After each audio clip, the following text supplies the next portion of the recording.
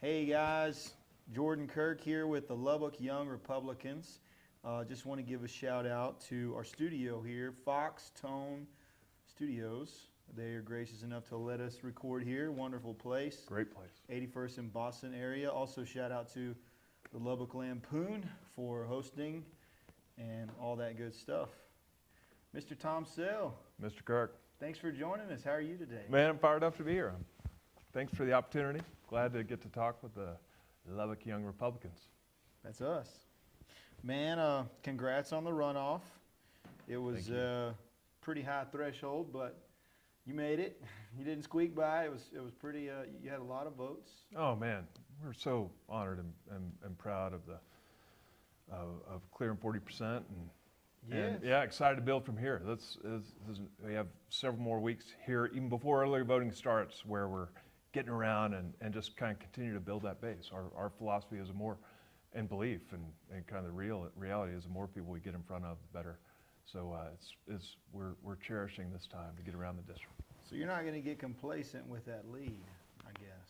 No way. I mean, not gonna rest on your laurels. Well, I mean, we're West Texans. You know, Jordan, we work. This is what we do out here. We operate in an environment that presents a lot of challenges, right? I'm talking kind of farming here, but this is a hard time. Harsh polyester. No, I wasn't going to do it. I wasn't going to throw you under the bus. I will. It's a very fine looking cotton shirt, and you look comfortable. And yeah, Thank so you. we are accustomed to hard work out here. I mean, I'm 5 generations of this culture that is all about work. I mean. The words of my dad and my grandfather ring in my ears all the time. And it's all about hustle and working hard and doing it the right way. So, and that's why we're trying to do this in the election. Campaign. You talk about that a lot, and it definitely rings true with me as well. I was trying to think. I think I'm 5 because my great-grandpa was the first white man on the South Plains, Hank Smith. He beat the Quakers at Estacada by a year or something. Oh, man. Isn't that funny? Yeah. Hank Smith was his name. I always like to tell that story because it's so funny. Yeah. And Noah Milton's cell was just west of the Estacada community. Okay. Broke out that land in 1905. Oh, wow. So, yeah, we've been here a long time. But, you know, what I love about it, this is a humble community, right? These were poor, largely the younger generations of their families back east that were looking for land and looking for opportunity. Farming. And so came out here and have built something great, a great community out of an area that, that old Randolph B. Marcy quote, he was a surveyor for the U.S. Army and, did a lot of work out here, and he described the Llano Estacado as a place where no man, civilized or uncivilized, would ever permanently abide. Yeah, Marcy was a pansy compared to our forefathers and the generations of farmers before us who have made a good living off this land. Yeah, write that down. He was a pansy. Just kidding. Sorry, I laugh loud. I need to watch that. Let's talk about you. I mean, I know the first thing you did pretty early on was you went to work for Larry Combest. Yeah. Was that right out of Tech? You went to Tech, right? I did. I'm a Red Raider. I was an ag economics student, ag business major in what is now the Davis College, College of Ag Science and Natural Resources at the time. And my senior year, my father was a banker, and he had cut a pretty good swath here in West Texas. Was a respected banker in Lubbock. And then I graduated high school in Amarillo. So we have roots all over the South Plains, Texas Panhandle, down into the big country. But I was kind of struggling with what I wanted to do, and we had been raised, discussing politics around the dinner table, and Dad would facilitate these great debates between my brothers and my sister and myself. I was the youngest of all of our siblings, and I just loved it. I kind of grew up in the Reagan era. Watching Crossfire on TV as a kid. It was back in the days of CNN where they had Pat Buchanan, if you remember Pat Buchanan, a great debater and great kind of leader on our political thinking of the day. He was a little early, I think. He peaked early. Trump Yeah, he kinda ran for lifted a president lot at a of point. his- Yeah, that's right. He was kind of Trumpian in his way and a lot of his policies. And then Michael Kinsley, he was a Democrat, and they would exchange. I just loved that. I kind of grew up in that environment, so I always loved policy and kind of thinking about the long-term impacts of policy. And so Texas Tech at that time offered one internship to go to Washington, D.C., and people would compete for it. And thankfully, the Ag College, one of the great things about the Ag College at Tech is it's relatively small, the professors really take care of you.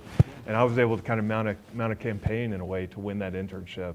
Got to go out in January 1995, which happened to be at the exact same time that, well, President Bush had been elected in Texas, the first Republican governor in a while, beat Ann Richards in an upset win.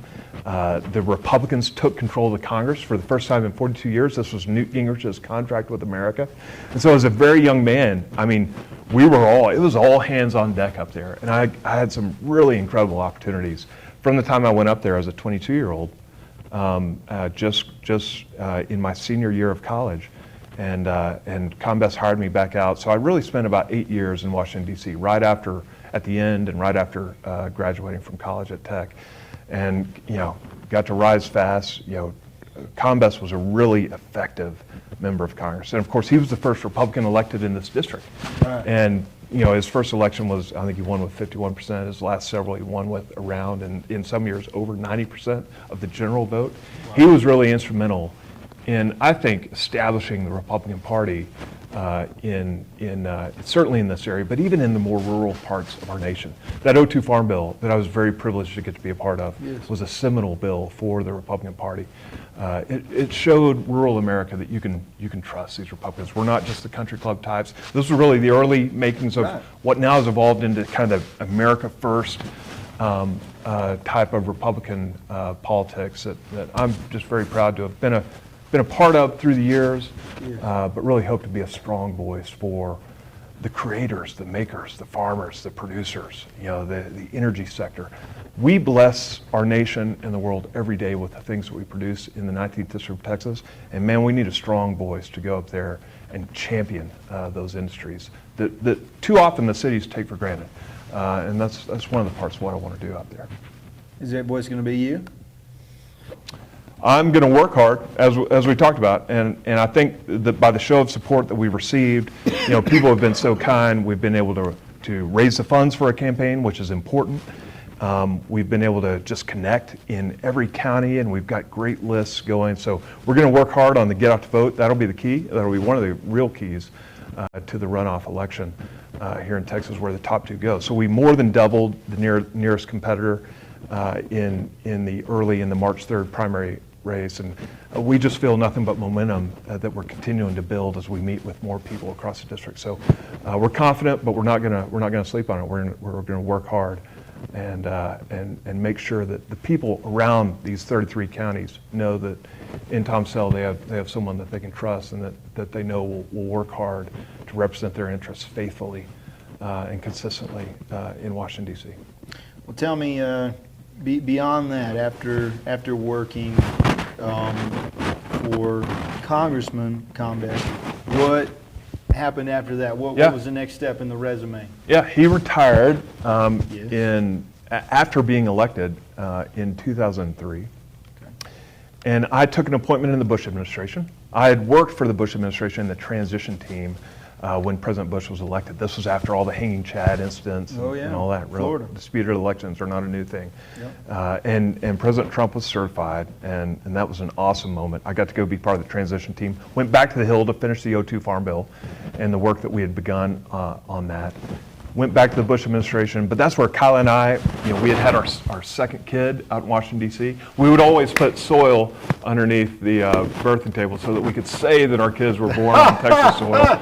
I've heard of people doing that. That's not uncommon. But it wasn't the real deal. But it's not uncommon. But we wanted to raise our family in West Texas. By that time, we'd had a great run. We wanted to get home. My wife is from Spearman, top of the Panhandle. Mm-hmm. We both have deep roots in this area and family, and the kids had cousins that were running around this area. So we wanted to move back. I went to law school at Texas Tech. Yes. I had 3 wonderful years of studying the law. which I think is important. You make that sound better than I think it is. Well, I wear these scarlet L's, so I gotta make it sound. But everyone needs an advocate. They need a lawyer. When you're in a contractual negotiation, you want someone on your side who understands the law. And same thing in Washington D.C. You need good advocates who know their way around and have credibility that they've built over years. And so it's funny. I was in law school, did some work for the Texas Tech during that time. And in trying to establish some things there, but then got kind of pulled back into. I thought I would hang a shingle and be a country lawyer, and I would have been very happy with that. Do a little farming and ranching with my dad, which we do, and we've developed that out. That's so much fun, and it's important. I mean, we did it. In fact, we had our spring branding the day before Easter on Saturday, just because I thought no one wants to talk politics on Easter weekend, or I don't want to make people talk about politics. Right. Better to think on Easter weekend about our Lord and Savior Jesus Christ, who paid the penalty for our sins, rose again with victory over death. I mean, that's what people need to be thinking about Easter weekend. So we took some time thinking about that, but also doing just some good, manly labor to brand the spring calves. Think about the body and the blood as you're searing the body and the blood. Or castrating it. Yeah, we saw some blood. Anyway, it was a great day. I'm so proud to get to do that work still. But when I was in law school, to get back to the story, in law school, we got approached by some farm groups, by some farmers who were saying, look, they're trying to tear apart some of the things. Congress at that time was trying to tear apart some of the things that you all had accomplished in the '02 Farm Bill. Could you help us? Would you help us navigate these complex waters to make sure we can have a strong defense to protect, to keep what y'all accomplished together? And I was like, well, I'm in law school in Lubbock, Texas, and Larry, Mr. Combest, is retired in Lubbock, Texas. But yeah, I mean, I'm kind of an expert in how this works, and can write a lot of memos and give some good direction and advice. And Combest was willing to kind of go up there for a period and help just kind of be a ringleader. Sometimes in politics, unfortunately, people negotiate against themselves. They're like, well, maybe we can't get that done, so let's settle for something less. What made Combest so brilliant was, he was like, we're not going to negotiate against ourselves. This is what we need for the farmers, and this is what we're going to accomplish. And I don't know of anyone better in Congress through all the years who could get something done. So we am I knocking this off, Wes? Just going to adjust it. It's Okay. getting a lot of Feedback. rustling. Sorry. Okay. Sorry about that. Starched shirt. Thanks for checking that.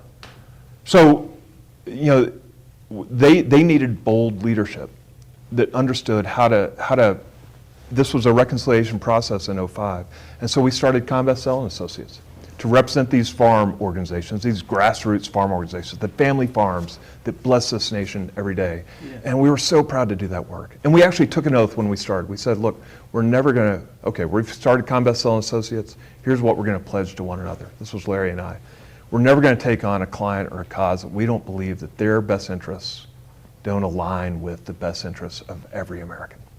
We wanted to believe in what we did and bring passion to the table, and bring good arguments and credibility and our own relationships with people that we had known in Washington, D.C. And it's been we've just been so blessed through the years to get to help people navigate, serve as an advocate in those choppy and dangerous waters that can be Washington, D.C. Yeah. So that is kind of the swamp that we talked about, and I only wear it as a point of pride that yeah, we understand how to navigate that swamp. We understand the pitfalls and the dangers around it. And we think we can be, I think even in running for Congress, we can take it to the next level to really be a credible and reliable voice for the people of West Texas. Well, I think one of your biggest strengths also paints one of the biggest targets on your back. Yeah. And that's what I try and tell people. I've defended you, and I've defended Abraham as well, yeah. Because a lot of what he did was similar from the nonprofit side. But I try and point out that having to know the background of how to get a farm bill done. Yeah. There's a reason why it takes so long to get a new one passed, and why it's such a fight, because there is so many competing interests. There are. And so speak to that a little bit, because like I said, a lot of your biggest detractors will say that's just called lobbying, Tom. Yeah. you're saying that you were able to represent the farmers. You're saying, that these good things you did, but the stigma's still there. What do you tell those people? Yeah, that's a great question. How do you differentiate yourself from the swamp? You said it yourself. Yeah, well, I think my career has distinguished me. I mean, it's been long, over many years. People keep coming back to us because they like the way that we conduct ourselves, with integrity, believing in what we're working on. Policy is difficult, and it is. It's designed to be a grind, but man, to be able to serve as an advocate, to help people get things done, and look, this is fundamental policy. Congress is a difficult place. 435 members of the U.S. House of Representatives. Terribly low approval rating.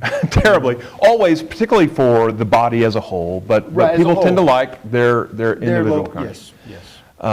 But 435 districts, each one representing about 750,000 people. Most of those are located in the urban centers and suburban neighborhoods of this great nation. Only about 70 out of 435 have big rural swaths like we do in the 19th District of Texas. And when it comes to ag policy, where I've become, That's your forte. That's my forte. I mean, I know it. I know it as well as anyone in the nation. And that touches a lot of other things. It's international trade policy, it's environmental policy, it's so many things, it's energy policy, it's so many things that are so important to the 19th District of Texas. That is my forte. I've been so proud to get to work for people in helping guide and build coalitions to put up the proper defense at times, or actually get something like a farm bill accomplished. Right. And that's really important work, and it's noble work. It's something I'm very proud of. And the way we've conducted our business, and of course it's all out there, as you know, we've always registered. If you do advocacy work in Washington D.C., by law, you're supposed to register. We've always done that. So everything we've lobbied on is public record, and it's something that we're really proud of because we think it matches with the policy that is very good for the 19th District of Texas. So I like to think, and I think people who know me from Washington D.C., and I feel confident in this, they think you've always been, you've conducted yourself in a way that is attractive and noble. And we trust you for that reason. And I'm hoping the voters of the 19th District, as we kind of spread this message out, will share that same trust. And I tell you, from the objective measures, even from the vote on March 3rd, a lot of money was spent in the primary election to try and tarnish me in that way. But we've just tried to lean into it. I'm not trying to hide anything. In fact, I'm very proud of the work we've done in serving as an advocate for our nation's farmers and farm families. Well, I think there's a level of authenticity that a lot of people in your profession can really fake. Yeah. But from what I've gathered, you are not a duplicitous person. I think the only place I haven't been is Washington, and those are the only people you got to kiss up to. The only people you kind of need to be like, hey, buddy, what do I got to do here? Beyond that, I think I do think that you come across as a genuine person when you say that, and I think that is admirable. Yeah. However, there is that stigma with lobbying. Take us behind some of the nuts and bolts of these farm bills. When I was looking over some of the things that Combest Sell and Associates had done. Yeah. OBBBA, One Big Beautiful Bill Act. Last year. That was last year. Signed into law July 4th, 2025, the 249th anniversary of our great nation. Sorry. Just had to say it. It's like, it's a knee-jerk. Nah. American Relief Act, the CARES Act, which was the COVID-related one. Mm-hmm. You worked on all these, and these are all publicly available on y'all's website. Yeah. What, if you don't mind, I asked Abraham a similar question. Take us behind, because he takes credit for a lot of bills as well in a similar way. It's interesting. There is sort of an overlap there with y'all. Take us behind the scenes, the nuts and bolts. What role do you play in passing these bills and writing them? And are you bringing people to the table? Yeah. Are you trying to say, hey, you two actually agree, y'all need to work together, trying to hook up your parents and back together, like maybe a Disney movie or something, what does that look like behind the The scenes? Parent Trap. I know the movie. You know It's a what I'm good talking movie. about? We watched Yeah. that recently. With the kids. Yeah. Yo, they loved it. Yeah, it's a Watch great it movie. again. Yeah, so it's a great question. First, I want to thank you for your comments. We've tried to live our life in Lubbock in the exact same way as we did in D.C. So we were part of a great church in D.C. We loved it. We're part of a great church here in Lubbock, and I've raised these 4 kids, and there's nothing more important than integrity, right? Character, doing things the right way, and so I think there's a beautiful kind of we've been very blessed, and praise God. He is, anything I've accomplished, I give God the glory. But we've tried to do it in a way that models consistency and character to the kids and to the people that I work with, even the people I've employed, the many who are supporting, because I love mentoring and I love bringing people up, and that's a lot of what we do in Washington D.C. Okay, I'm trying to segue to the second part of your question, Sure. Yeah. which is walking through the nuts and bolts. Yes, yes. So like on the One Big Beautiful Bill, Yes. this was a reconciliation package going on in Washington D.C. And it was These get primarily going to be passed more often than not, right? Because they have, the nature of Congress lately. They have better rules where you can pass it by a simple majority. Okay, And not be hung up by cloture and the third filibuster in the Senate. It's a big deal. Thank It's you being for- talked about that. Yep. thank you for saying that. Yep. And so the initial thought on the One Big Beautiful Bill was it was just going to be a tax measure, taxes only.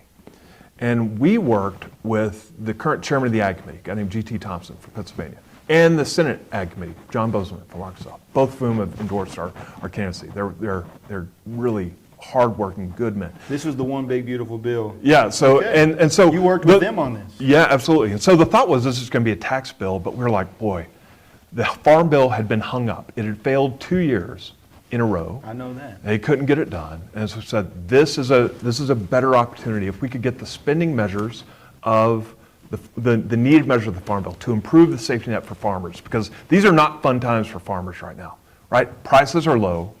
They may be trending up a little bit, Jordan, don't you think? Preaching to the choir, buddy. They Come on. are, I guess. But- I wish I had and- cotton to sell right now. Oh man, but we have some price spikes on the input side, so we're still underwater. We're in the We red, are. We and it are. ain't fun. It's not. And so G.T. Thompson and Bozeman really wanted to prop up, to build up the safety net for the farmers, and that needed to happen. You needed to. And this was an opportunity. So our initial work was trying to build up the courage and to see that they had a coalition behind them, who, if they made a charge to the leadership, so for G.T. Thompson to go to Speaker Johnson and say, we have got to include, and Jody Arrington as Budget Committee Chairman would say, we have got to include the Farm Bill portions on this. It was about kind of building that argument from the ground up and understanding the budget and how much money could be allocated to address the needs to prop it up. And the fact that we were able to get that key part of the Farm Bill attached to the One Big Beautiful Bill enacted last year was a huge deal. So farmers this year, you got to admit, Yes. Jordan, because I know you farm, Yes. you have more certainty this year going into this crop. It doesn't look good, I know. Right, right. But because of the investments that are made in the One Big Beautiful Bill, you have more certainty to enter into this crop season where you're going to take on a lot of debt, I'm sure, and risk, Yes. real risk, hundreds of thousands of dollars of risk Yes. in this crop that you hope to harvest in October. And so the purpose of the Farm Bill is to help give you some certainty. Right. And the fact is we have more certainty for our farmers this year than we did at this time last year. Yes. And man, Jody Arrington deserves a lot of credit for that. I'm proud to have worked on that, to help build the courage to seize this moment last year. And that's the kind of stuff that I think even in Congress, thinking farm bills and even beyond, how can I really be salt and light in Washington, D.C., a leavening agent to help the Republican Party build its courage to seize the moment, right? Carpe diem. Let's do this thing. Let's get some good things done for the people of the 19th District and our entire nation. If it's good for the 19th District, it's going to be good for our nation. It's going to be good for the world.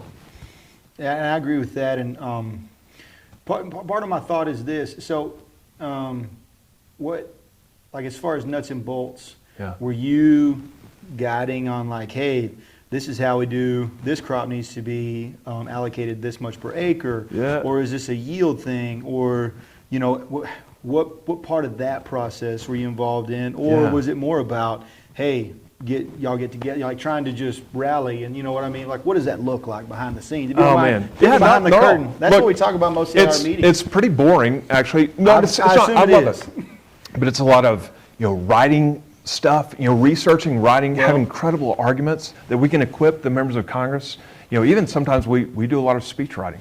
Sure. Because maybe their staff are very young and we kind of know the arguments, so it's working with them and their staff so they can be confident entering into the argument, knowing that the data and the stats and the history that we're using is credible. That's where credibility is so key, right? I mean, look, there are some bad lobbyists out there. No, I'll be I know, the first right. to say, Yeah. who Sure. are lazy and they really don't know much and they try and do things the wrong way.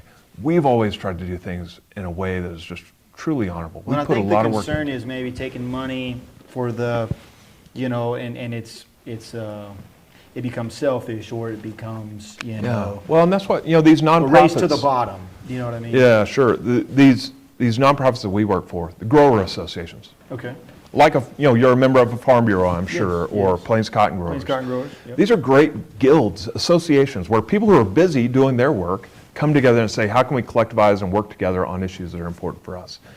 And so those are the people that we work for and we're accountable to. And look, we do things in a way that we love the relationship too. We love getting to know the operations and those that we serve. That helps us speak with credibility in Washington, D.C. I love being involved in agriculture myself because it gives me more credibility when I go to Washington, D.C. So it is fun. One other thing you need to know just about the mechanics of this, like when we file to lobby on a bill, it doesn't always mean we're for all aspects of that bill. It just means we're working on that bill, and part of it is crafting it together in a meaningful and good way that can actually pass, right? And so sometimes we may list a bill that we've worked on, and we were against certain portions of those bills. We were playing defense more than we were offense. So it's a fun system, and it's very organic in the way it works, and it's very relational. And it needs good people. This is my conviction in entering this race. I've seen plenty of turkeys in Washington, D.C. Just bad characters, both elected officials and on the lobbying side. And of course, elected officials, they love to throw lobbyists under the bus, right? There's always an art of scapegoating that goes on in Washington, D.C. in this competitive environment. And part of the biggest part of my conviction is having seen it, having been around it, having seen Washington accomplish some things in the best of ways, and having seen it at times at its worst, I feel a real conviction to jump in and try and improve the functioning of our United States Congress, which has Article 1 of the Constitution powers, and it needs to exercise those powers better for the people. For the people. It's only by the consent of the governed that we operate as a nation. We are all blessed to live in this nation, but there are a lot of threats. There are threats from the outside. There are threats internally in our United States. We need strong, steady, educated, credible leadership to enter into these fights for the people. So you mentioned something there, talking about a lot of times these bills will have things that are not not that you necessarily support, and you are trying to get this law passed. During my little L libertarian days, I guess maybe my ideologically, or maybe it's big L actually. But I think I would really get bogged down by a lot of that, a lot of the pork, because there's a ton a lot of times. They call it pork because it's going back to. It's maybe throwing money at some dumb project that's not actually going to go anywhere, but it's what's the other term they like to use? It's earmarked. Yeah. Right? It's earmarked for their district or whatever, which is sort of a negative aspect of like, hey, we're trying to bring agricultural dollars back to farmers here in our district. So it's like, which side, if you recognize the need there, then you can't necessarily, anyway, you can't give it that negative connotation. Right. All that being said, there's two sides to that coin. I like to tell people the one big beautiful bill funded ICE, and I am Sure did. I am ICE baby. You know what I mean? I am like, let's go. Too cool, too cool. Exactly. However, and there was a lot of bad stuff in there. There was some Yeah. good stuff for farmers. Yeah. One thing. There's some incredible tax measures in that too. And Sure, people are seeing sure. the benefit of that right now here as we approach April 15th. Sorry. Yeah. Yeah. But so another thing that you've been kind of accused of, and I guess it's verifiable, but I wanted to give you a chance to explain, is donating to Democrats in your efforts to get some stuff done who maybe did not share your pro-life convictions or share, your West Texas values across the board. Yeah. And like I said, I might have just completely spazzed out on that during my little L libertarian days, but the people that do spaz out on it, we know plenty of here in Lubbock, don't we? They're not wrong. There's some concern there. How would you, if somebody was getting up in your face, why Democrat, you're not pro-life, Yeah. what would you tell them? Oh, Because that first is a I'd valid say- concern. Oh, I'm absolutely 100% pro-life. In the 14 Farm Bill, when that was being constructed and put together, it was 100% Democrat control. I was going to say, that's that era Congress, that we're referring to. Obama administration. Yes. And it was a challenge. And even in agricultural politics, you get some regional differences. And we were hoping to get, and we actually got a Democratic leader at the time to come out to Lubbock, Texas. You may have been a part of that meeting. And it was important to try and help them understand what agriculture looks like out here on the southern plains of Texas, where we got to cover more ground, we have bigger farms because we have a lot of risk, and the cotton issues are unique to other areas. Right. And so we had to be very intentional and work hard to kind of cultivate some understanding. And so that was for the Farm Bill and for the people that I was representing, because there were some plans at that time, Jordan, to totally decimate Southern agriculture. There are a lot of folks in Washington, D.C. from the cities, some in the Democratic Party, some in the Republican Party at the time, not so much anymore, but at the time, who were like, man, that Lubbock, Texas area should turn back into the Buffalo Common. Why are we doing anything out there? They have an environmental agenda or whatever it is. And That we sounds were kind of cool in a weird dystopian way. Sorry, but go ahead. So we were fighting to get this battle and had to cultivate and build these relationships with people like Blanche Lincoln, who was the chairwoman of the Senate, Democrat chairwoman of the Senate Committee. Yes. And so, and practical on a lot of these issues. And I promise you, this was done for agriculture. Everyone who knows me knows my convictions and knows my strong belief. And I try and be a witness every day in Washington, D.C. for my faith. And I try and win people over on the pro-life. We are all about, in agriculture, we're all about cultivating life, protecting, promoting life. And that's a separate issue from a farm bill, but it is an important issue. And I want The overlap is listeners what to we're know looking that- at, yeah. Oh, man. And I don't think there's any question about where I stand on those issues. There certainly shouldn't be. And it would be a intellectual error to try and conflate being involved in farm bill politics like this with stances on pro-life issues. I'm 100% pro-life, and I'm going to champion that in Washington, D.C. It's one of the most exciting things, if elected, as we go through this campaign, to just be a really strong, credible voice for the pro-life agenda. And do that with credibility of having raised a family, having had the challenges of a father, and having Kyla by my side, who we have always wanted in everything we do to just have a consistent, beautiful ministry toward anyone we come in contact with. And that ministry should show the fruit of our faith and our belief and our Christian worldview and the peace that we know, the peace and consistency we know as being children of Christ. So that I don't think there's any confusion about that in Washington, D.C. Certainly our opponents in the race will try and conflate that, but there's just no validity to that argument. Well, and I think not to, I think in West Texas, we're almost completely homogenous on the pro-life issue. Yeah. But You know, and just President to Trump, kinda- President Trump, you know, famously gave some Democrats, and he's been one of the greatest pro-life presidents that we've seen. The most appointing- pro-life. Absolutely, actually accomplishing At least in when it his comes to tenure. abortion. Oh my gosh, it's been remarkable. So Well, so not to dwell too much Yeah. on that, because I do think it's mostly a non-issue, but, you know, the fight isn't over in that arena. If there was a bill that came forward with a complete ban or abolishment or, you know, a severe restriction federally, is that something you could sponsor, write, or even just support? Is that something you could do?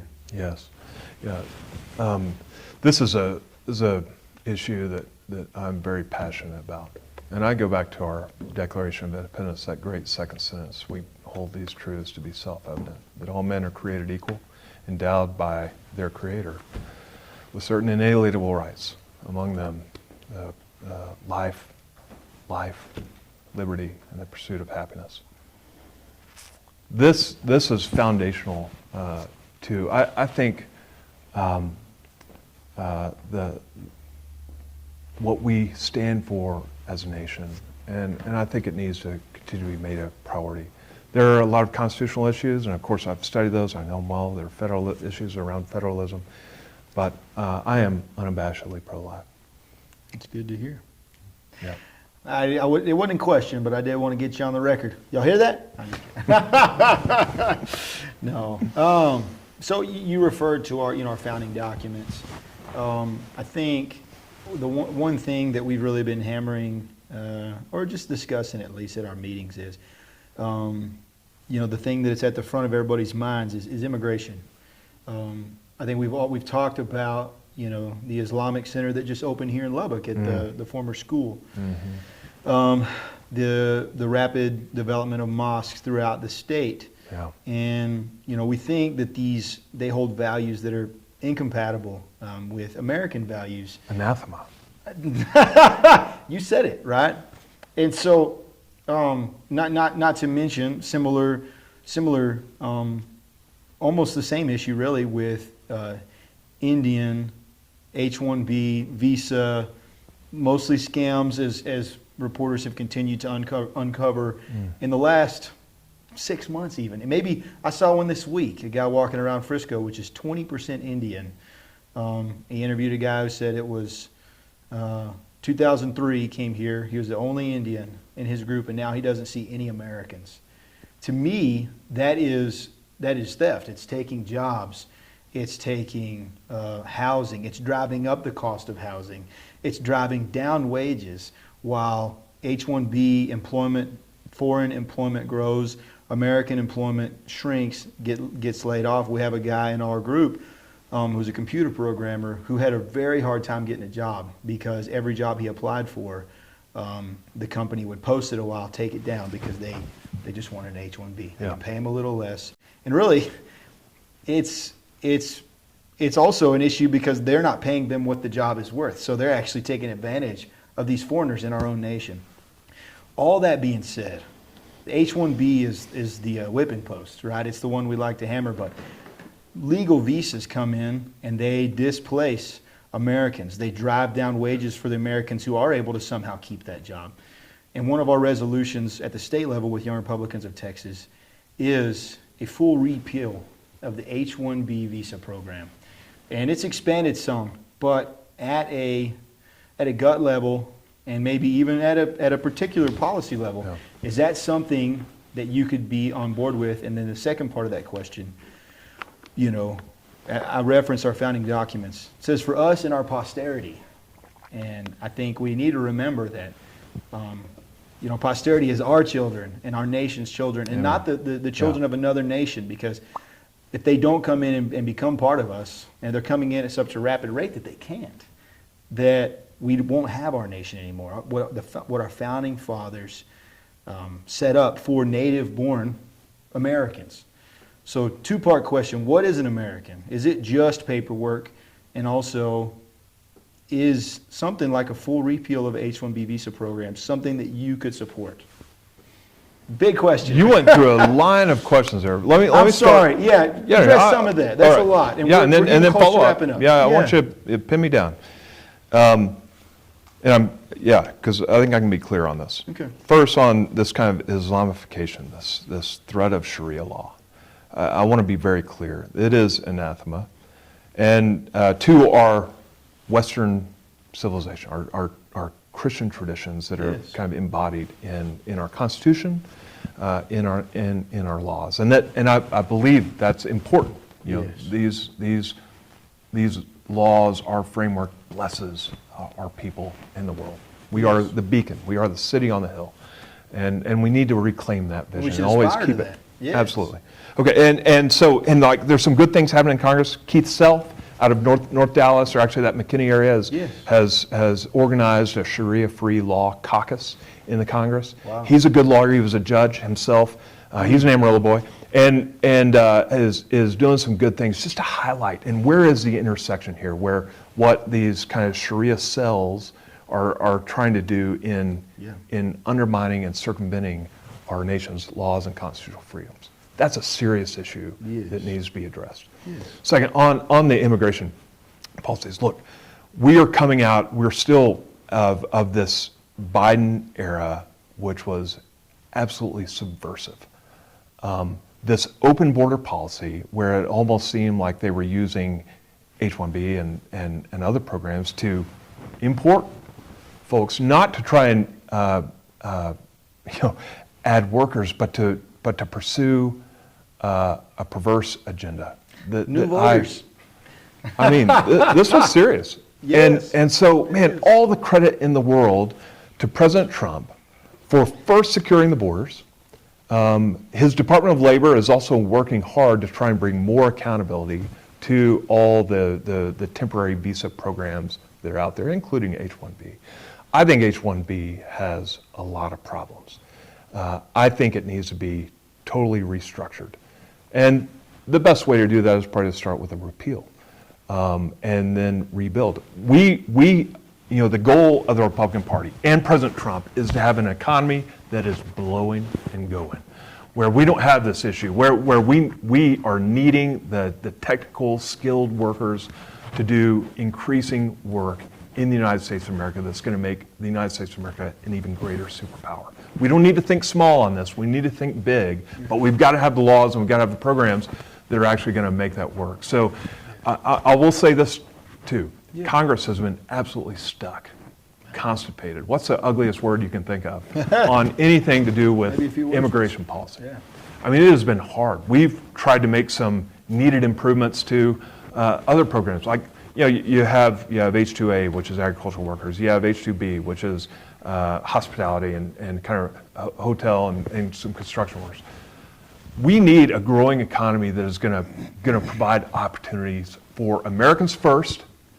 And man, we're willing, if we can continue this tradition, this American tradition of immigrants finding a better opportunity, just like my forefathers did, and your forefathers too, came to this country with a dream and inspired by what we stood for in the United States of America. Didn't come to America to hold on to their old culture, but to assimilate into this American dream. That is what we need to be about as Americans. And we've got to restructure some of our immigration policy around that. And that Congress needs to act. President Trump is doing some great things, some through executive order, and in other ways, I think Lori Chavez DeRemer, as Secretary of Labor, is doing some good things to bring more accountability. But we need a fresh start. Yes. I think, I guess our stance is we're to the point where it's so bad that, I think for a long time we've had to hold the position that I'm good with legal as long as it's legal. But we find that there's so many scams and so many things wrong with the legal process that we just need, under Calvin Coolidge, he started basically a 40-year pause. Yeah. Good guy. He started a 40-year pause in immigration. And that was when America had, 50 million people, or I don't even know. It was a lot less. And I think now, beyond deporting 100 million, what if we try and assimilate those who are here? what does that mean? I think we have to stop allowing anybody in for a long time. And now I'm just speaking on myself, but is that something that you're willing to hear out? Is that something that you would even? I know it's going to be an uphill battle, if you win this race, but is that something you would consider? Jordan, I always love hearing you out and getting in deep on these issues. We're also a much larger economy and faster moving than we were in the days of Cal Coolidge, and I like the dream of opportunity. I love the message of the Statue of Liberty, and the American dream and what it stands for. But the key is, people ascribing to that dream and the values that America stands for, right? We are not just trying to import people to exploit or to other things. It is so frustrating when you see some of the scams that are out there. And yeah, this program needs to be repealed and rebuilt. I like that. One more thing, we're kind of getting to the end of our time here. Sorry I'm long-winded. No, you're fine. That's great. I think we've covered quite a few things, and I appreciate it. So in May the 5th, we are having a forum on Christian nationalism at the Cactus Theater. Yeah. Is that something you would maybe come to? Oh man, I already bought tickets, and I bought a bunch of tickets for all the young guys who work with me and some guys at my church. Okay. I totally want to be there. I Awesome. think it's such an important topic. Yes. Okay. Well, dang, I'm glad. Do you have any thoughts generally on the subject? What does it mean? Are you just raring to hear the forum or? Well, I think forums are important because we Yes. need careful thinking because there are a lot of different definitions for what that means. Yes. You can watch some of the liberal media, and they try and make it sound like any Christian out there who lives in the peace of Jesus Christ and the trust and the hope that we have in that is somehow a Christian nationalist. I mean, there are Yeah. evil forces at work to kind of undermine. And this is sadly, it's kind of where the Democratic Party has evolved to, right? It's almost a secularist kind of Marxist state that wants to get people to put all their trust and hope in the government. Yes. And I think we as the Republican Party are very much in the position of no, don't put your hope in the federal government. Put your hope in God and work and do your Christian duty to serve, to love God and serve those around you and make your community a better place. Serve your church, right? Do good charitable work in your local community. And that's where, and some people would try and define that kind of work or Republicanism as Christian nationalism. So there's a real problem of definitions here. Yeah. To the extent the definition is, look, we want our laws and our culture to reflect Christian values. I'm all for that. I mean, that truly does bless our people and bless the world, because Christianity is a beautiful piece of religion. You can't compel someone to Christianity. That's the work of the Lord. They tried that, I'm Baptist, kind of just forcibly dunk them, what I mean? It's tempting. It's tempting. Yeah, but we know it's a matter of the heart, That's right? right. It's your relationship That's right. with Christ, so it can never be compelled. That's very different from, say, Islam, which has 5 tenets that you can be forced to it by the sword, and that has been the mode and the mantra through the years. So these are big issues that we have to confront as a nation, particularly as it's not because of there are battles that are old as the hills on this, but right now we have some in the leadership, many in the leadership of the Democratic Party, who are trying to enforce this kind of anti-religious Marxist view on us as Americans. We saw that kind of unmasked in the 4 years of the Biden administration, and we've got to stop that kind of activity. And look, Christians, we are called in a duty to serve others, and part of that is to be good citizens.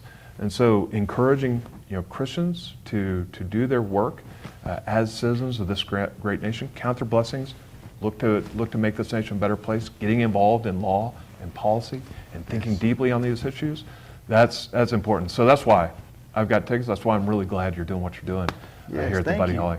Yeah. Well, and I think that's a good Cactus. spot to end. Cactus Theater, that's right. Yeah. Cactus Theater. That's Go to gonna be a great night. LubbockYR.com, get some tickets. LubbockYR.com. And I know you've got some good people on the panel, including my pastor at my church, who's is going to be on that panel. So I'm excited about that too. He's really Yeah, thoughtful. we got several good local pastors and a couple out-of-town guys, and we're grateful. It takes a lot of courage to do that. I have some very good friends who were on the other side of the aisle, who, kind of demonize. I won't use that harsh word. They don't like Christian nationalism. And even talking with me as a friend, they're like, man, and I'm like, I get it. It's the narrative painted in the public, in the media is harsh. And that doesn't even mean I have to be a Christian nationalist. It's just we're Christians, and We're Christians. Charlie That's it. Kirk was a Christian, and they called him a Nazi. They called him a Christian nationalist. Yeah. And that guy's to my left. I like to joke. I mean, he was a moderate. He was a wonderful human being. Yeah. And Great they leader. demonized him too. And Yeah. so I think we just having that kind of courage. And I'll wrap up with this. I told Abraham the same thing. We are so blessed in West Texas to have a couple of upstanding men of God as our options. And we're going to hold you to that as well. If you claim the name of Jesus, you better not slander it. And we're going to hold Tom Sell and Abraham Enriquez to the same. And that's what me and Alec talk about all the time as well. We have to do that with each other. Especially men, sometimes you kind of got to hit us between the eyes before we're really going to listen. Yeah. We have to hold each other accountable. We all need that accountability. That's right. Amen. We're all sinners saved by grace, Amen. but we are called to be what we are, saved and sanctified over time. So, Yes. the consistency of, A little better every of our day. life, better every day, by So God's anyway, grace. thank you so much, guys. Tom Sell, and thanks to Lubbock Lampoon and Foxtone Studios. Thanks for the Yeah, man. interview. Thank you for Thanks. coming. Still live. We're live.